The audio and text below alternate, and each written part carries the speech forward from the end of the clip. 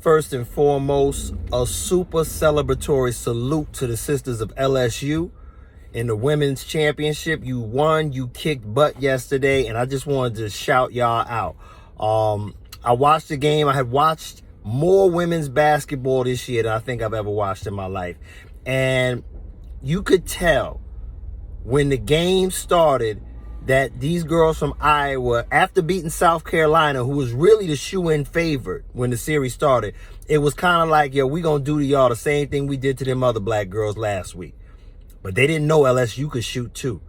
And she came in starting that whole stuff, you know, kind of copying stereotypes, how, you know, black people kind of hot dog a little bit. And I could see, you know, the girls they're being extra, just like we always are. They got their lashes, they got their ponytails, they got their makeup, and they're playing the game, but still holding on to their individuality in themselves. And I got no problem with that.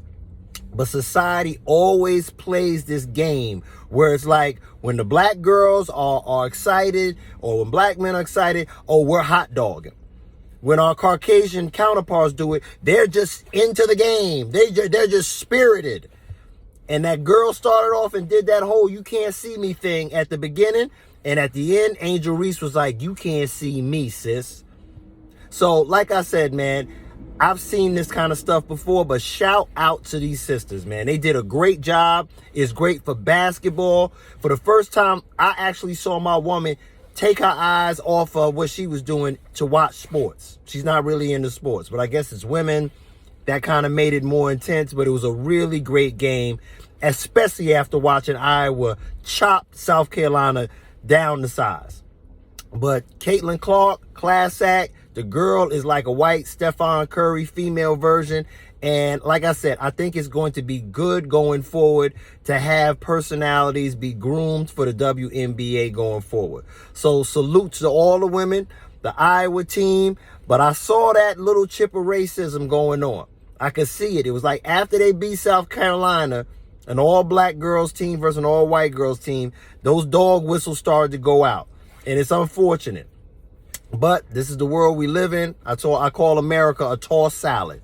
We're not a melting pot.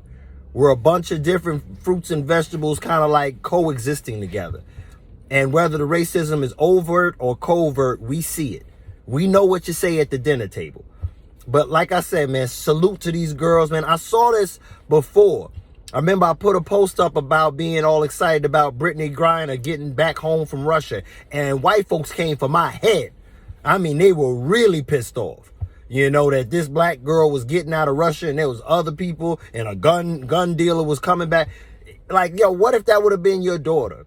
What if that would have been your cousin, your family member, another young Caucasian girl who had been stuck out there in Russia? You wouldn't have been celebratory? So I see how these racial things play their role. But let's keep the main thing the main thing. Salute to these girls, Angel Reese and the rest of these young ladies. Y'all champions. It's good for the game. And I'm actually interested now in watching women's basketball because y'all do it with class and with pizzazz. And I think it's good going forward. So let me know what y'all think. Did y'all feel, if you saw the game, did you see any racial tension going on in the game? Because I did.